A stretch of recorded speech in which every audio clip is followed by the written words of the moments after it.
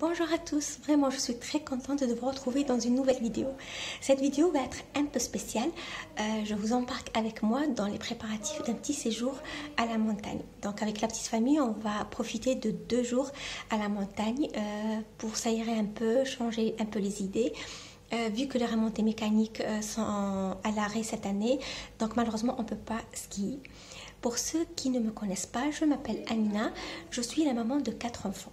Et avec mon mari, on a l'habitude de voyager avec eux depuis qu'ils étaient petits. Donc, et avec le temps, j'ai acquis quelques habitudes, quelques réflexes pour pouvoir justement voyager sereinement.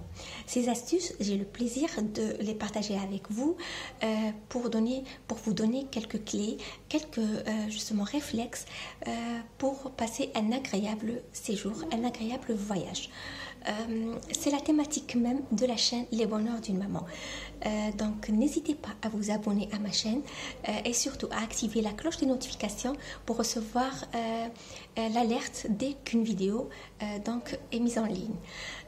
Surtout, restez jusqu'à la fin de cette vidéo. Je vous propose un bonus vers la fin. C'est une recette de muffins salés au thon, un vrai délice. Voilà, donc c'est parti pour cette vidéo. Je commence alors par déballer les combinaisons des petits et les nôtres aussi, donc avec les bottes que je garde donc après chaque saison dans la cave. Les bottes d'ailleurs que je dois mettre dans un sac ouvert avec les luges dans le coffre de la voiture. C'est plus pratique pour les porter et pour les remettre après le ski. Donc un sac ouvert dans le coffre. Une autre chose très importante pour un séjour au ski, c'est les chaînes de pneus. Donc il ne faut pas faire confiance, je dirais, à la météo.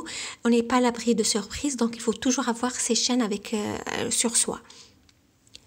Voilà, les luges. Deuxième chose, c'est donc je vérifie les combinaisons, l'équipement de chaque enfant à part. Donc je vérifie les tailles et pour que chacun et ses propres affaires, les gants, les lunettes. Après, ça va être les bonnets. Les bonnets spécial hiver et aussi les cagoules. Et les chaussettes d'hiver. Ils sont très très pratiques donc pour porter avec les skis, avec les chaussures aussi, les bottes, quand la température elle est trop basse. Pour les combinaisons, je vous conseille vivement de ne pas acheter des combinaisons de marque donc qui sont très très chères, tout simplement parce que les enfants ils grandissent d'une année à une autre et du coup moi je prends en seconde main. Aussi vous pouvez trouver facilement sur Vinted. Donc ce que je fais avant chaque saison, je vérifie les tailles, je vends tout ce que j'ai en petit et je rachète des combinaisons qui conviennent à mes enfants. Sinon, la marque Decathlon aussi, elle fait des combinaisons de très très bonne qualité donc, et pas cher. N'hésitez pas donc à prendre chez eux si vous ne trouvez pas dans les magasins dépôt-vente de seconde main ou sur Vinted. Pour tout ce qui est gants, lunettes, bonnets, je les mets à part dans un sac à dos. Donc c'est plus pratique pour nous. C'est un seul sac à dos pour tous ces petits équipements. On prend même après en balade, après le ski. Comme ça, les enfants ne perdent pas leurs lunettes ou leurs gants. Donc voilà, ça, c'est un sac à part. Pour les vestes aussi, je ne les mets pas dans les bagages. Les enfants vont les porter directement sur eux. Je plie juste tout ce qui est pantalon de ski. Je les mets dans une valise à part. Voilà, donc je prends le sac à dos. Ça, il ne quitte plus. Même si on sort tous les jours de la résidence. Et pour la résidence, voilà, on a tout ce qui est linge de bain, linge de lit, donc draps et d'oreiller, donc tout ce qui est serviette, parce qu'on ne va pas à l'hôtel, c'est une résidence, donc c'est des appartements. Ils nous fournissent que les couettes, les couvertures. Donc je dois prendre avec moi le linge de lit et de bain. Voilà, les pantalons à part, les vestes à part et notre petit sac à dos, donc à part aussi. Comme ça, on risque de ne rien oublier. Une autre chose très très importante lorsqu'on voyage avec les enfants, c'est les trousses de médicaments. Moi, celle-ci, je l'ai achetée en pharmacie il y a 2 ans de cela. Donc, il y a le strict nécessaire pour les enfants, à savoir des pansements, du Doliprane, des compresses donc alcoolisées désinfectantes. Je n'ai qu'à vérifier par exemple le Doliprane, la date de péremption, l'âge aussi, s'ils peuvent le prendre ou pas.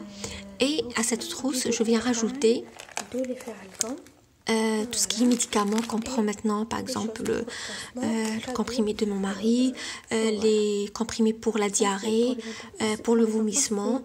Donc ça, je le mets au fur et à mesure, donc pendant chaque voyage. Cette trousse, elle ne quitte plus. Pour tout ce qui est snacking, donc pour le trajet, mes enfants sont grands, donc ils veulent plus de boîtes plastiques avec des dessins animés. Ce que je fais, je prépare pour chacun un sachet avec un snacking.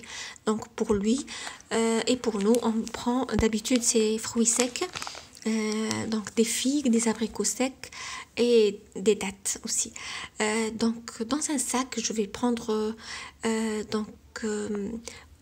on n'oublie pas le snacking pour les parents aussi, donc des trucs à grignoter pendant le trajet, donc des trucs salés, sucrés, des jus, dans un petit cabas. Ce cabas, c'est un petit cabas que j'utilise pour les pique-niques. Il vient de la marque La Redoute, mais il date quand même de quelques années.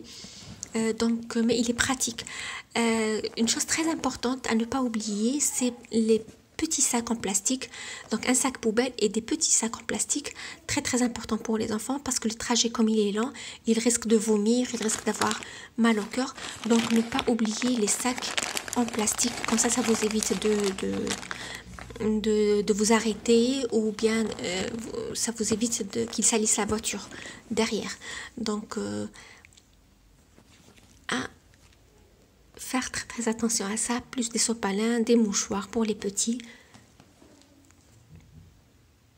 Et voilà.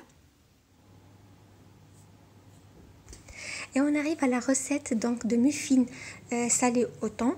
On aura besoin pour cette recette des œufs, de beurre, du lait, de la farine et la levure, sel, poivre, tomates concassées, olives dénoyautées et du thon naturel. Je vous mettrai tous les ingrédients dans la barre d'infos, donc n'hésitez pas à aller la consulter. Je commence par mélanger donc les 2 œufs avec 120 g de beurre fondu. Vous pouvez prendre du beurre doux ou demi-sel selon votre choix.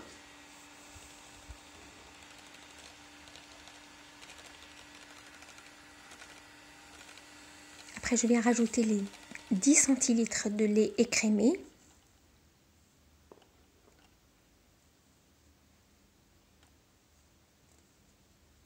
Je mélange bien. Après, je rajoute 200 g de farine petit à petit.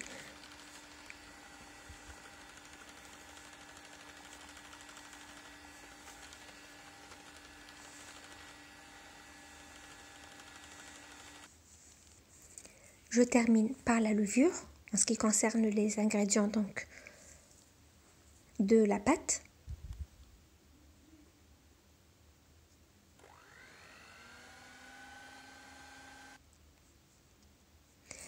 Et en dernier, je vais rajouter les derniers ingrédients donc de garniture, à savoir donc une boîte de thon au naturel émietté. Je mélange bien.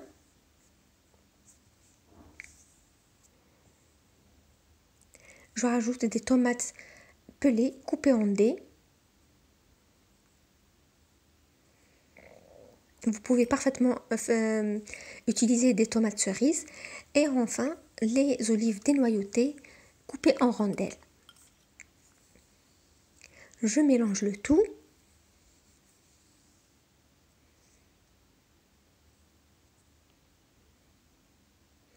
Et je rectifie l'assaisonnement, donc je vais rajouter du poivre noir et pour le sel, très peu parce que le thon il est salé, les olives aussi sont salées, donc il faut faire attention à ce détail.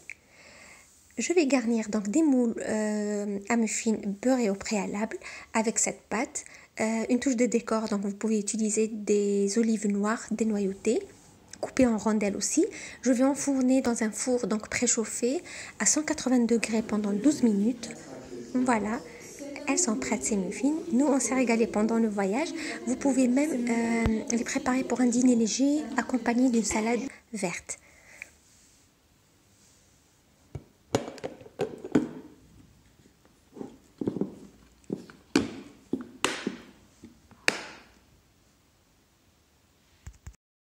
les amis, nous on est bien arrivés et on compte bien profiter. Je vous laisse avec ce magnifique paysage et je vous donne rendez-vous dans une prochaine vidéo. Inch'Allah. Au revoir. There's not much to do when all I can is thinking about you.